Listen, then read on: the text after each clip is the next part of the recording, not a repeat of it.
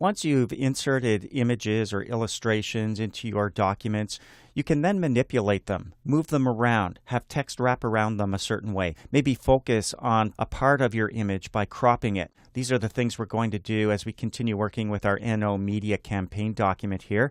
And if you've jumped to this lesson, you can get caught up by opening up NO Media Campaign 2. So we already have our images. When we inserted our shape, it automatically showed up right on top of some of our other content, and we just moved it around.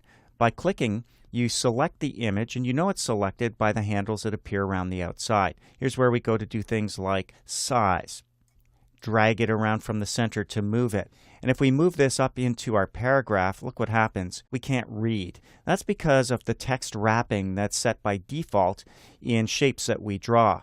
We can adjust that by going to this little icon that appears off to the right, our layout options. It saves us going to the Format tab on the ribbon. We'll just click that, and you'll see this one's highlighted over here, which is in front of text. Now, if we don't want text to be covered up by an image, we can change how it wraps. It could be in line with text. Selecting this option makes it just like any other character in your paragraph. So as you add or remove content, it moves around with the paragraph. That's not going to be ideal, but we might want text to wrap around it. It could be in a square. It could be tight, meaning it'll actually wrap around the shape of our image, not the shape of the rectangle that we see when it's selected. Or we could go right through it. Again, it might be difficult to read our content. Maybe text should only appear above or below. That's top and bottom. Here we have behind text. Well, at least we'll be able to see our text, but it still might be difficult to read. And the one that's already selected, as you can see, is in front of text. We could also have it move with our text, which is a default, or have it fixed right on the page wherever we place it. Well, maybe we want it up here towards the left side, and maybe we want our text to wrap around it. So we'll click that icon once again. Let's try this one here, tight. Now you can see that the text is actually wrapping around the shape. It's going inside the borders of our selection handles. Let's try square. That might be more appropriate. And maybe we want to make sure it stays right there on the page. Whether we add or remove content, we'll choose fixed position on page. Click anywhere on the page itself to see the end results. Pretty good. Same thing goes for these images. When we select them, we see the same icon. When we click it, though, you'll notice that the default for images we insert is a little bit different than shapes we draw. It's in line with text, meaning it's going to be treated just like any other character. As we start typing, it's going to be pushed down along with the paragraph, and it will be part of that paragraph. So if we reach the end of the page and run out of space, it gets moved down with the rest of the paragraph.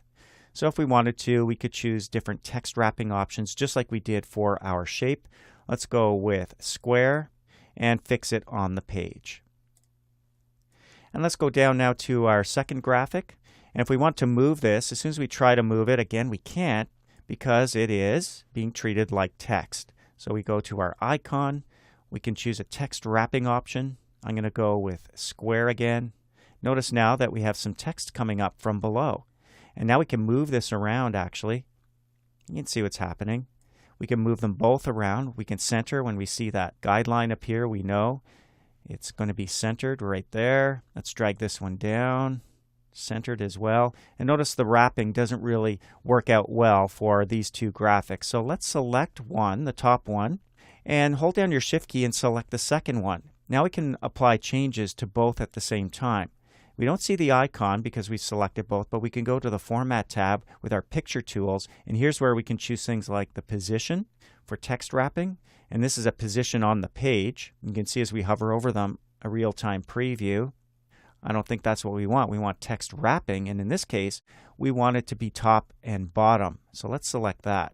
We choose top and bottom, and as we scroll down, you can see that it doesn't quite fit on the page, so we can drag that second one up, and watch what happens to the text when we move it. We just drag it up to page 1.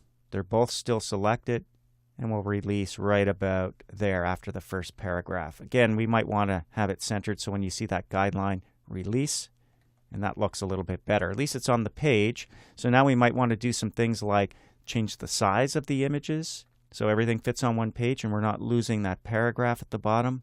Let's just click off to the side to deselect, click the first one, and I'm going to size it down even further. Center it. We can do that because of the text wrapping we chose. Size this one down as well. You can see the text down below is moving up as we move it up and center it. And now everything fits on one page. We'll deselect. There we go. All right, this one here, we're seeing a little bit too much. We can crop it. Let's double-click this image to get the Format tab showing up. And from here, we're going to be looking for the cropping tool. The cropping tool typically looks the same in every program. It's got this little icon here for cropping. When we click the drop-down, we can crop to a shape. Aspect ratio can be maintained. And if we want to, we could just select crop, which gives us new handles, so we can pick and choose what's going to appear in this image. I'm going to take out a little bit from the left, so when my mouse pointer changes from the four-sided arrow to the handle, I can move it in, take out that portion, take out that portion. I can bring it down from the top as well. I really want to bring it up from the bottom though.